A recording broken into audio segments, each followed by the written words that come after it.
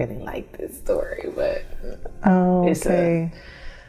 it's a lot of shame connected to it. But but I'm ready to share it. So I went on this group trip. Okay. It was in 2021. I went on this group trip with people who I thought were my friends. Okay. And we were there. I arrived. We were having a good time. Everything was cool. And I ended up getting approached by a couple that was on a group trip. And I think they were into like swinging. So I was approached and asked if I would join in. Yeah. And I said no. Okay. I verbatim said no. I said no, like, you look needy and your partner looks needy. That's what I said. So maybe that was something that set it off. I'm not sure. Okay. But we were in the club when I got approached that question. So throughout the whole trip, it was like a little awkward between me and the girl that approached me for her and her partner. Okay. Well, on the trip, I was kind of to myself. And during the trip? During the trip, because it was a group of 8 people on a trip, and I knew one other person, and I knew 2 people on the trip, but I knew closely one other person. Okay. So it was his birthday, and these were his family and friends, basically. So it was just me knowing like him and then his partner. Okay. Well, we ended up, I kind of was staying to myself because after the question was asked, I'm like, at first I thought I was invited to some freak show. Yeah. So I really didn't know exactly like what to expect, you know? And so I kind of was like a little distance to myself. Yeah. And so then I ended up, we ended up taking this like day trip. Yeah. We went to all these different places. I was out, not out the country, but I was on an island that's still connected to the United States. Okay. And basically, we had a good day. We visited these different islands. We just had like a great day up until we get to the taxi, and then the guy tells me how much the whole total is. So now, mind you, before he told me the total, the girl that approached me before that asked me to join in with her and her partner, she had said something to me while I was on the bus. Yeah. And I gave her almost like a smart response or smart remark, because at that time, and there's no reason, but at the time I just felt like I didn't want to be bothered. And I was saying to myself, so that was the main reason why I decided to give like the response of being real short. Yeah. So we got off the bus. The taxi told us the amount that the total was. Okay. I walked past her and her boyfriend and then her cousin. Yeah. And they were kind of sitting on the side of the road, and I was walking into the house. So when I told her how much the price was, I'm not exactly sure what triggered or what happened, but I walked in the house and I was telling the person who I went on the trip with, I told him what the price was. And then when I turn around, homegirl like walks in the house, kicks off her shoes and was like, "I'm tired of you." She had a rock in her hand. Okay. And she swung from behind, and and I blocked out. I hate this story, but she swung from behind and I blacked out. Now, mind you, I would have known that if she was coming at me directly, like a punch or something, then I know what a punch looks like, because you're punching directly. But whenever I looked, because she hit me from behind, so when I looked through from my peripheral all I could see was like her hand was above, like it was more of like an attack. So when I fell to the ground, my eyes were going in and out. I couldn't really see like exactly what was going on. So when I kind of came to, she was standing in front of me.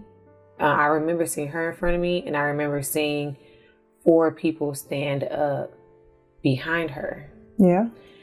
And I laid there and I got up real quick because I really wasn't sure exactly what was going on or what happened.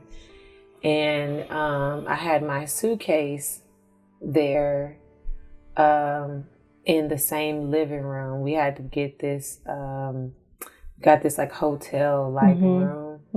And whenever, after I stood up and I came to, I remember it was almost like a premonition or something came to my mind, because I knew like if I would have fought back, like then I just saw myself like getting dragged in the mud and not living. Like it was like a vision that I just had. I don't know, because a part of me was like, oh, hell no, you know, like you're not gonna, like you want to fight, but you're not gonna put your hands on me, you know. And so I ended up grabbing the my suitcase, and I ended up walking out of the house. I ended up walking out the house slowly, quietly, because it was like probably the worst like walk of shame I could ever do with me walking out the house.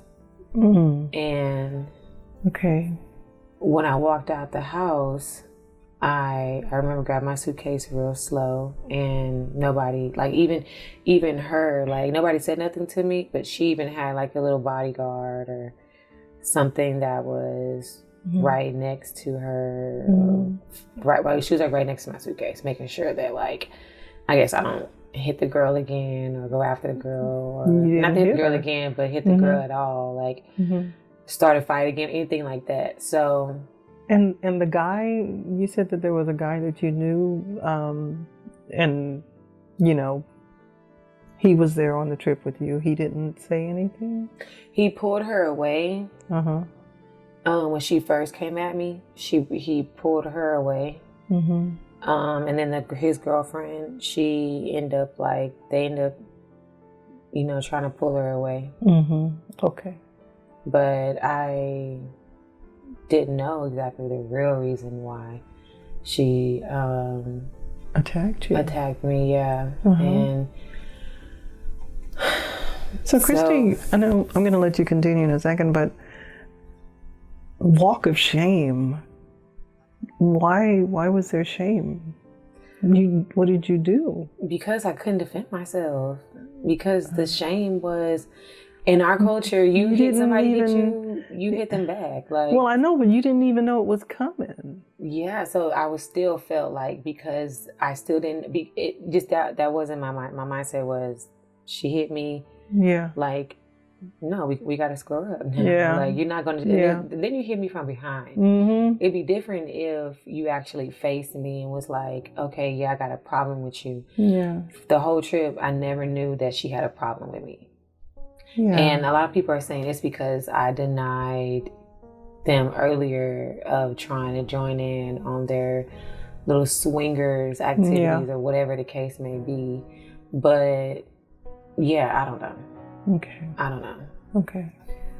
So yeah, after I took the walk of shame, that's how I felt, because I'm like, I felt she humiliated me in front of all these people that I don't even know. Then all of a sudden, then you got people that are protecting you on top of that. So I can't even defend myself or to figure out exactly what's going on. So yeah, it was a lot of like shame in that, because it's like, then you disrespected me on top of that. Because how you have the nerve to come up behind and hit somebody, like it just, and then on top of that, I couldn't even, like, even if I wanted to defend myself. Yeah, you couldn't, because it was just you. It was just me. It was just me on this trip. Like, it was just me. So, during that time, I had met someone on the island that I was with. So he was really nice enough to be there for me throughout that time. Yeah. And so then I ended up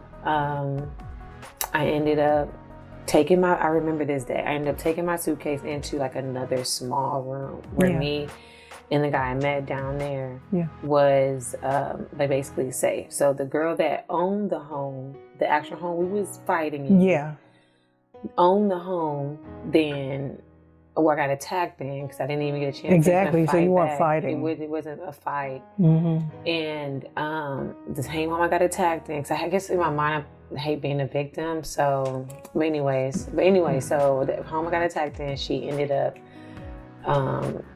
letting us, like the homeowner ended up letting us stay in this like guest house she had.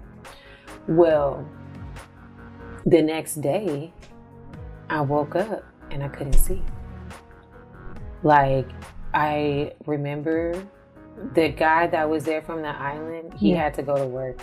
So I then left there again by myself. So it was, the houses were separate. It was this guest house that she let me stay in after the attack. And then it was this other house that everybody else stayed in. Okay, so they were nearby. They were close because I'm on this island. I came with them. I have nowhere else to go. So I had no other option. So then I wake up and I can't see. Lord. I couldn't see. The colors were, the sun was like blue, green, purple, yellow. Like the colors of the sun was changing colors. And I had a massive headache. I couldn't even function. I didn't know exactly like what happened. I didn't know exactly what to do, what was going on with my body. So the people I was calling, I was close to, was like, just go up there and fight right now. Just go up there, and you know, if I was there, I would have fought her. You better than me. Like, I'm on the phone with, you know, people who, you know, they just want to look out for you. They just expressing their opinions. But they're on the phone telling me like what to do, like fight back, or I'm like, fight back? Like, if I fight back, I barely can even function right now. Like, if I fight back, there's no, how you know I'm gonna make it out of here? Like, I don't even know if I'm gonna make it out of this island. Like, so you telling me to fight back doesn't make any sense to me. And so I'm sitting there, and then the person who I thought was my friend, I tell him like I'm having tremendous headaches. I remember sitting on these stairs, and I'm like, I'm having headaches, and I can't think. There's something going on with me. And he ended up giving me some aspirin, and basically was like, you'll be fine. So they ended up going off doing their thing, like enjoying the island, still enjoying his birthday. It was his birthday trip. Well, at the time, I still wasn't feeling good. So I ended up having to get a ride to the emergency room. So then when I get a ride to the emergency room, mind you, you're on an island. So the closest emergency room is on another island. So you got to take this bus. So the guy I met down there had to call his family member who picked me up to take me to a clinic. I went to a clinic, and they basically said that they couldn't do anything. I had to go to the actual main hospital. Like a hospital. So I took a shuttle. So she dropped me off at the shuttle. I took a shuttle from one island to the next. Mind you, still trying to process, still trying to walk, still trying to figure out where I am, still trying to figure out everything. So I get on the shuttle, and I walk into the main emergency room. And when I walk into the emergency room, they immediately saw me. And when they ran tests, they discovered that I had a concussion. I had a concussion. And the guy that I did meet down there, he stayed outside the hospital room like the whole time, just being nice and supportive. Sounds like a nice person. And he was an actual nice person. Like, he was nice. After they told me I had a concussion, this what makes me even more mad, because I told my friend my friend, yes, who I thought was my friend, the guy. Yeah, well, I had a concussion. Oh, why would you go to the hospital on a trip? I'm like, I can't see. What do you mean? Why would I go to the hospital on a trip? I can't see. Yeah.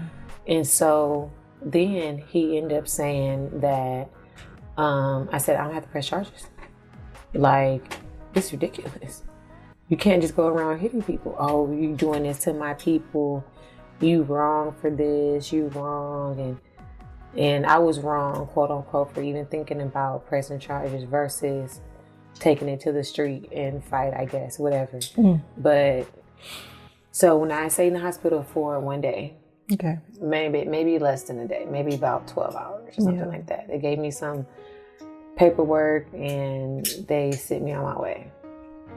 Well, when I got back to the room, I told them, I said, I'm going to press charges because what you did was wrong. You don't have any right to put your hands on me. You have no right to try to put your hands on me at all. Fight me for no reason. You have no right. So I went, and this is all on a trip that I'm supposed to be having a good time on. I went to the police station. I pressed charges because that was my right. Yes.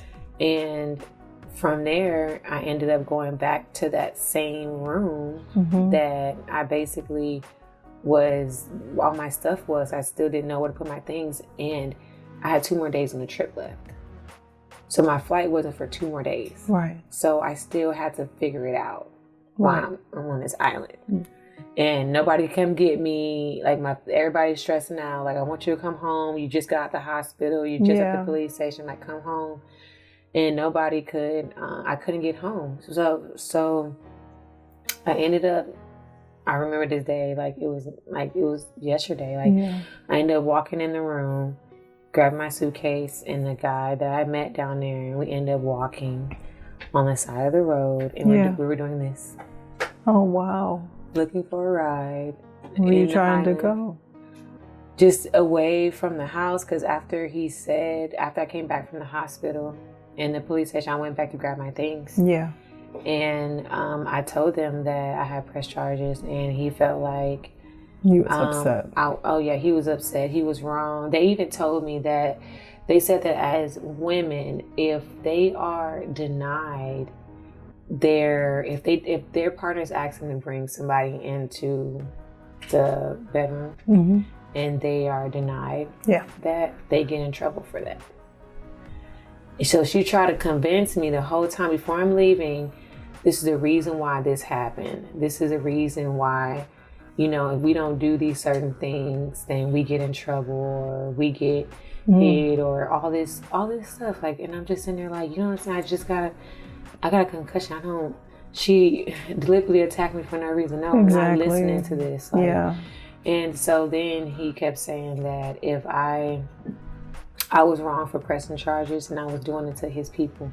So after I left that day, I ended up taking my suitcase, and I remember walking on the side of the road, and I'm holding my hand up like this, looking for a ride. Right. And whenever we get a ride to a beach.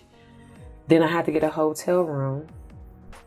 I got a hotel room for 1 more day. Yeah. Just so I can have a place to stay. You can rest. I have a place to stay. Well, I ended up getting a hotel room, going back home. Mm-hmm. Well, when I went back home, I couldn't function. Like, I couldn't. Memory was off. I'm bumping into things. Oh. I was off balanced.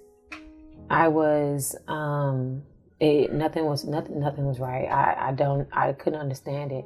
Wow. So whenever I went to go see a neurologist, first I seen 2 neurologists. The first neurologist I seen, he took me through these brain tests. Yes. So he did brain tests where I had to tell him the time of the clock. Mm-hmm. I have to say like cat, dog. It was just these different tests. I had to like say words, then repeat the words back to him, and I was failing the test. Wow. I was failing the test.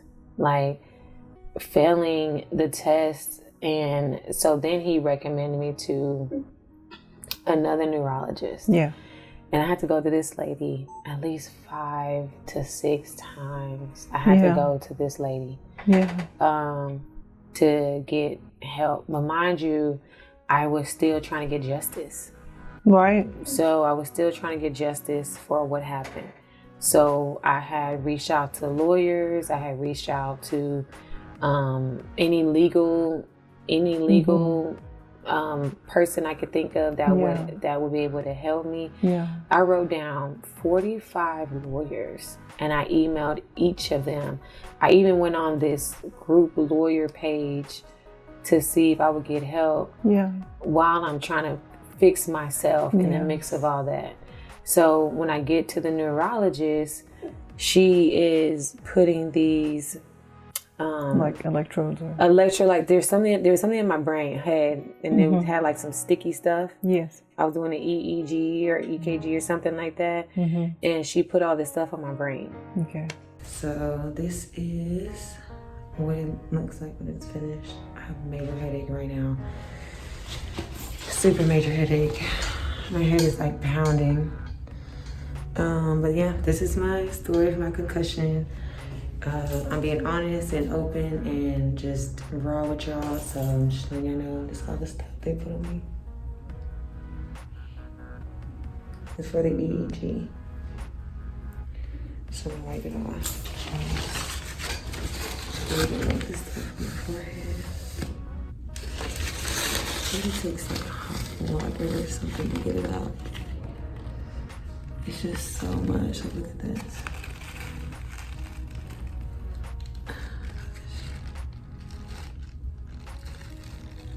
Look at this little wire I found.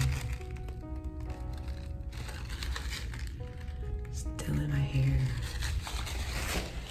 Stuff in my hair. Alright guys, I'm gonna clean this up. See you soon. Then I had to go through this sleep test. Yeah. And after I went through the sleep test, that's whenever she started talking to me about like my neurology life. Like when I was telling her I was having nightmares. Yes. I told her that I felt like somebody was running after me, trying to attack me. Yeah. I felt like somebody was trying to hurt me. So that's right then and there. That's whenever she had diagnosed me with PTSD. And anxiety after my brain test came back. And after I failed a lot of the neurology tests. Yeah. And once I ended up doing that, once I ended up finding out I was diagnosed, I went into probably the worst depression I could ever think of. Like the deepest, darkest. Like even though I was working with people with PTSD, I've already like sat down and talked to people, told stories. Yes. The fact that I was diagnosed was like, it was just like, I was so distraught. I was like, I'm not going to believe this. Like, really? So why did that surprise you that you were being diagnosed with that? Because I just felt like it was another shame. That something that I felt like it was like undressing what I dressed up. And yeah, I was undressing like the piece of paper.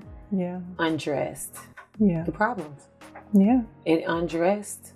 Well, the truth. It revealed, something that I think you already knew, but you were trying to avoid that. But I still can't get past the shame. Okay, I understand what you're saying. You felt, undressed, but you were viciously attacked. You were hit from behind with a rock. That, some people don't survive something like that. Yeah. And it was heartbreaking. It is. Because I kept asking, like, at this time, I kept asking God, like, at this point, why me? Why me? Why do I gotta get hit with a rock? Why do I gotta have a concussion on the island? Yeah. Why do I gotta fail neurology tests, get diagnosed with PTSD, then antidepressants? And I'm sitting there talking to them like, Why do I have to be on antidepressants? Oh, it's for the nerve damage in your brain. And I'm like, well, you need to go deeper than that. Because if you want me to sit there and be on antidepressants, then that means that there's something that you see deeper than like what I'm seeing. So please explain to me. Yeah. Like, and that's how, and I didn't mean to be aggressive with them. I was very aggressive because I was so angry. Yeah. I was so angry and I just felt so disrespected. And then I called, I emailed 45, maybe 55 lawyers. Yeah. In a total, I may have almost reached out to maybe 100 lawyers trying to get justice. It gave me 2 years of the statute of limitations. 2 year mark has already passed. And if I wanted to get justice, then it was going to off like just not even a lawyer fee, just for me to get a restraining order. It's like $2,500. Yeah. And then that still wasn't including all the fees. And then they go and they look up like all the person's information. They look to see if it's even worth their time. Yes. They look up and see if it's worth their case. Nothing. Like, so I ended up going into like this deep like depression because first I blocked everybody that was connected to the trip. Yeah. At least I tried. If I didn't find them, they're not bothering me or harassing me anymore. Yeah. But I was getting like, and not saying it was harassment, but like directly, but it was more of like, you could tell like people were following me from the trip or people were just like liking the posts, different posts that I had that I went on the trip with. Yeah. And I wanted to disconnect from them like all together. Yeah. And I wanted to 100% disconnect from everybody that was on that trip.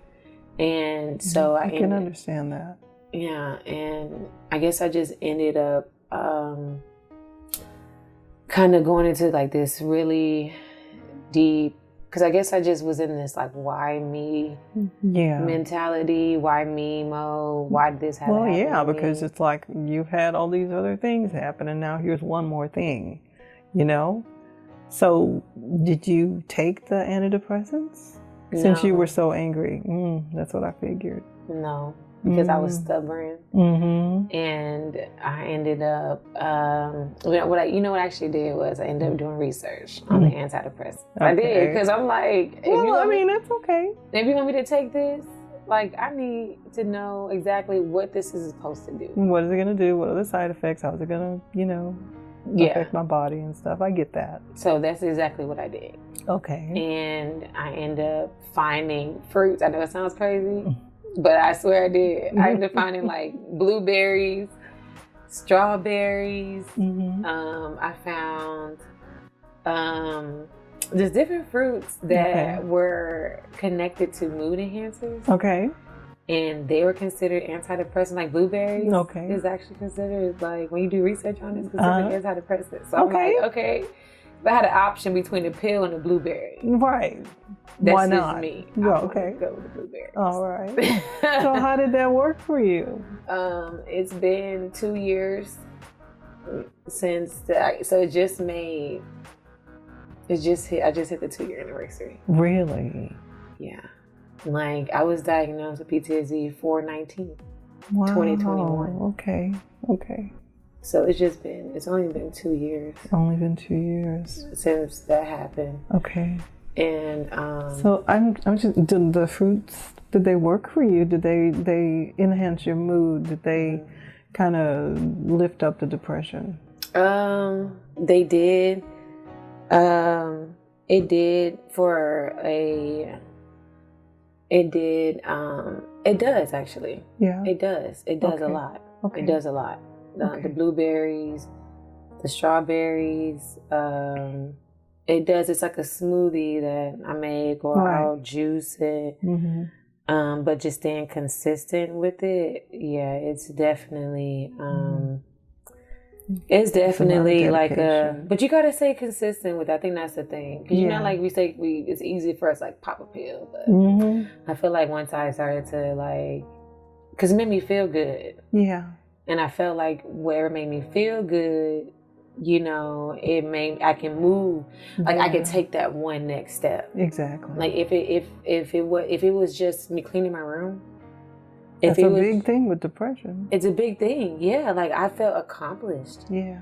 I'll feel accomplished if my room was clean, or if and it became almost like not like an addiction, but it came like no, I need my juice. Like I'm not taking any meds right now, so I need to consistently make sure that you take it every day.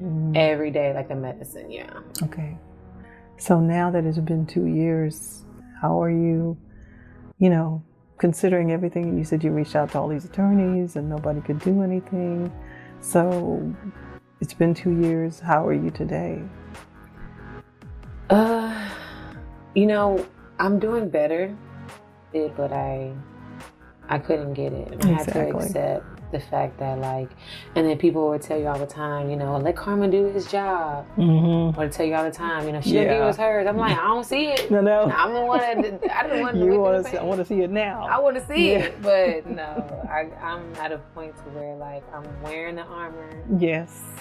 And I'm wearing it, and I'm just like you said, you know, I'm learning to accept that I won't get justice.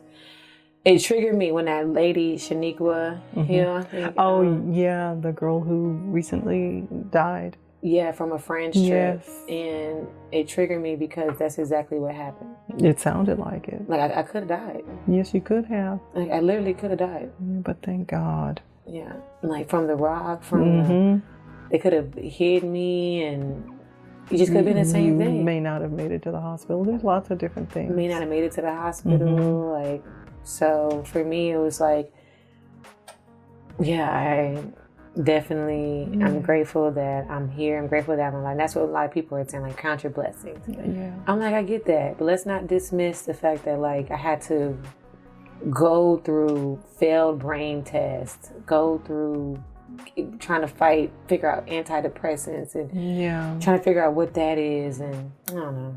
It was just like But today, after talking to you, it just makes me feel like I'm not holding on to like certain anger.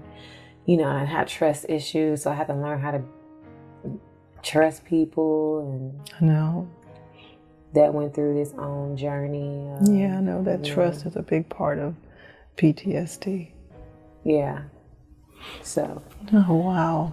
Well, I really appreciate you sharing that story with me. Thank you for listening. Of course. Thank you.